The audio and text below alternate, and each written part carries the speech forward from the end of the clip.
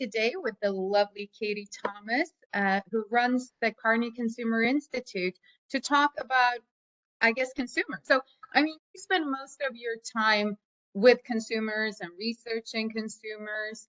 And so what we're talking about today is something we call the consumer aspiration gap, right? Because we all hear about consumers want sustainable things, especially younger people, and they want to live a more sustainable life. And you have to be sustainable to really attract and find loyal customers. But at the same time, we also see the rise of some very unsustainable brands in fast fashion, among other things.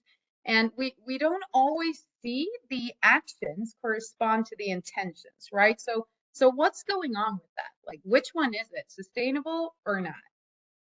Yeah, well, Angela, I think the challenge is, the say-do gap is very real for consumers. And I think there's a couple of different reasons for it. One is, of course, again, like just in the simple nature of answering questions, consumers tend to be a little bit more aspirational in how they want to be versus maybe how they actually are. But I sometimes think in the case, I think we're all guilty, yes, to be honest. exactly. Exactly. With the KCI, I think what we really try to get to is are we really asking the right questions? So when we kicked off this research, we asked consumers about what they do in order to be sustainable. There was a long list of, relatively straightforward things from, recycling to, trying to conserve water or, being thoughtful about electricity. But I think, we talk about how consumers are demanding sustainability, but the reality is they also already think that they're sustainable. Think they know how to shop sustainably across core categories. And so there's some nuance there in terms of understanding, like as we talk about them wanting to be sustainable, is really understanding how sustainable they think they already are and where there's actual opportunity to help them get even further along in those goals. So did the study, well, A, where did you do the study? I think that could be a relevant question, but also, did you find like what's important to people? Sustainability is so broad. It could be basically anything, right? Exactly. And I think that's one of the challenges you find with consumers is that, there's so many from carbon footprint to recycling to, water pollution. I mean, that's where sometimes you get this breakdown is that consumers, when asked about the personal impact they have, only 22% of consumers told us they feel like they have a meaningful impact. So that's actually the breakdown, the say do gap is like when you start to think about how many things you have going on in your life at any given moment, sometimes things get deprioritized. And that's just what you see happen here, which is, okay, I want to shop more sustainably, but these fast fashion brands are more affordable. Or I want to recycle, but I just didn't make the time to do it today. And to your point, I think that's a great segue into the different regions where we looked at consumers here. So we looked at consumers in the US and the UK, a couple European countries, and also in China. And that's where actual regulations can make a big difference as well in terms of helping consumers meet their goals and like really, eliminating some of the lesser options you see in some countries more than others. Obviously. But I mean, regulation is one thing, but if if people want to do good, right? They want to do Mhm. good, but it's kind of hard, and it's hard to know exactly what to do and what has impact or not. So what can companies do to make their life easier, to like help them close that aspiration gap? Yeah, exactly. So, we talked about, a little bit more. It almost has to do with regulation, but it's almost a company regulation. And so we called it forced choice. So it's really like for a company to sit down and evaluate the options that they have and how sustainable they are, and then try to eliminate some of the worst options completely. So, one example there is IKEA. So IKEA, before there was regulation around it, moved to full LED or LED lights, and just took out all of the other options they had in the store. So if the consumer was looking to buy, electricity there, that was the option they had. Similarly, we saw there's an aspects of it too that are even covert or secret, which is, craft. This is not sustainability specifically, but craft moved away from some of their artificial colors And they made their Kraft mac and cheese with all natural colorings and flavorings. But they didn't tell consumers till after they did it, because sometimes, just like we have these aspirations, we also have these, reactions of, oh, it doesn't taste the same, so that's Mhm. why they sort of did it secretly. And so that the consumer didn't feel like there was, some trade-off they were forced to make. Okay, so a bit of secret, yeah, because I mean the term forced rarely comes with like positive Yeah. associations, right? But do you know? So with the example of mac and cheese, for instance, I mean, super iconic in North America, Yeah. and I can see how that's a product that people feel strongly about. So did they eventually tell? And like, do you know what the reactions were to that? Yeah, they did. So it was, I'm not sure exactly how long after the launch, 6 months or a year after the launch. And they came out and said, we actually have removed all of these artificial colors.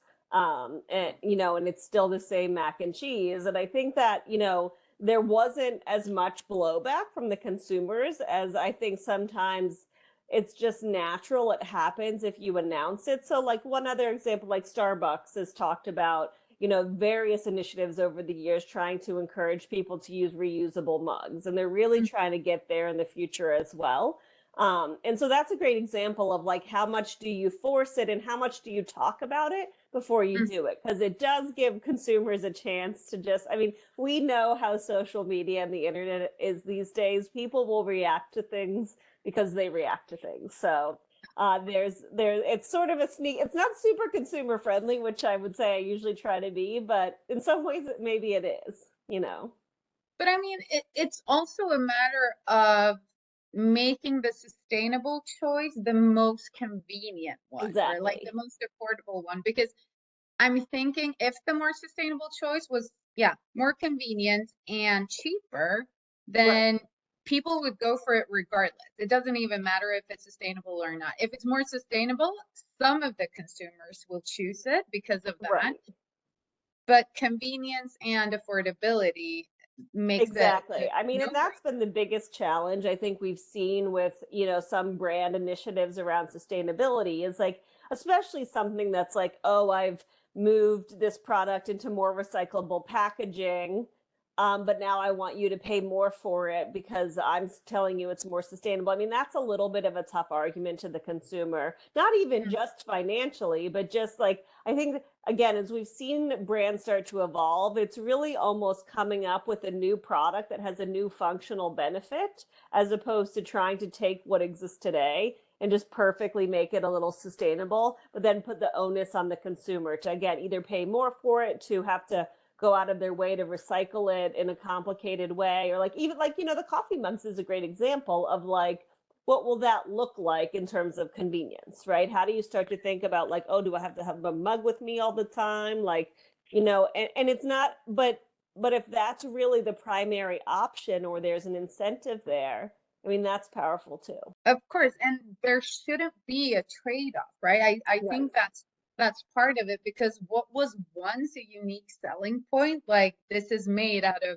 recycled material or it is recycled, that's quickly becoming a hygiene factor, right? It's not something we're willing to pay extra for because it should just be there. Like, why would you Right.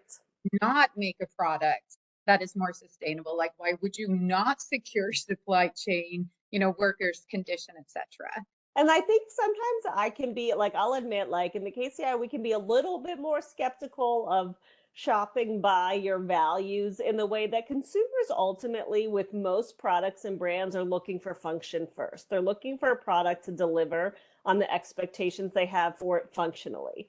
And there's added benefits, especially as you start to think about, higher income and things like that. But like, I think just making sure that they're not being asked to make some kind of functional trade-off in order to shop by their values is one of the most important things as we consider like how to continue to raise that bar in terms of what is sustainable. And again, when you think of like fast fashion and other examples, that's the challenge, is that, it's just more affordable and it's more accessible.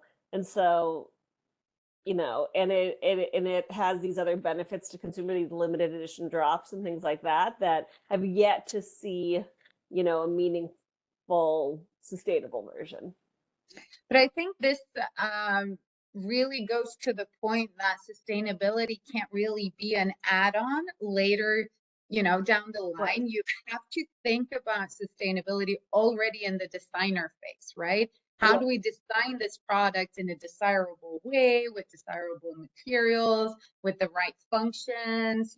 How do we make this sustainable from the get-go, not just trying to fix it later down and tweak it Right. and make it slightly better. And also think about what will happen once the product is over, because we know that while consumers like to have options and, like fast fashion, you get a big bag and you can do a haul video and whatnot.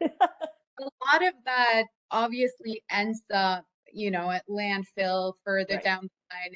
It's disposed of, it won't last you that long. So I think already in the design phase to think about what will the consumer want throughout the life Right. and how to dispose of it.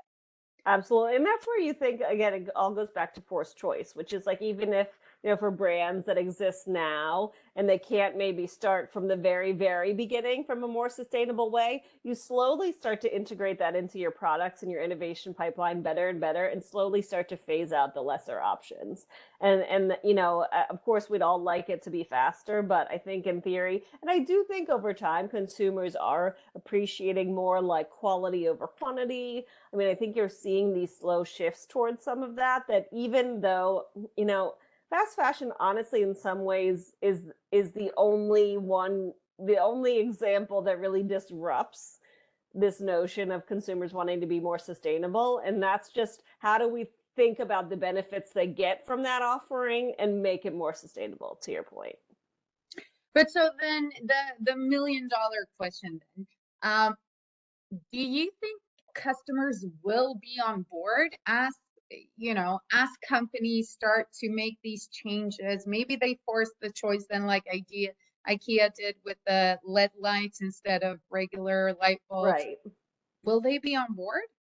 I mean, it's hard to say. So I think there's a couple factors here. One I do think is cultural. So I do think, depending on, like, I think that the US is in a different position than a lot of European countries in terms of, where sustainability falls on broader regulatory and just like priorities, even for individual consumers, and what they find to be inconvenient. And especially because it's a land of plenty, it's a land of options. So that's like what there's. So Mhm. simplifying options sometimes is like counter to the States, which is can be hard, I think, for brands a lot of the time. But I think, again, consumers really want to do the right thing. I think a lot of people genuinely believe that they can do these small things. And so it all goes back to that stat around feeling like they have little impact. So I think that's where, like, brands in theory could come together, think about some kind of consortium to help simplify some of the sustainability messaging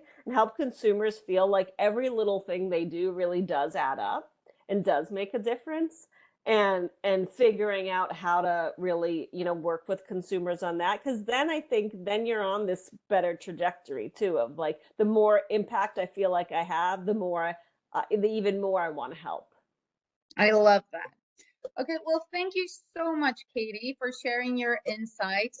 What I take away from this is consumer want to do the right thing, but they also want to feel like what they do has impact. And businesses around the world, different strategies maybe in different geographies, but companies' job is to simplify that journey, make it easy for the consumer to make the more sustainable choice, and talk about it. Talk about with them so they know the impact. Thank you Exactly. so much, Katie. Very Thank you, enlightening. Angela. And for those of you who want to learn more about this, please visit the Kearney Consumer Institute, where you can find this study, more material on this topic, and I'm sure a variety of other, at least as interesting topics from Katie and her team. Thank you so much, Katie.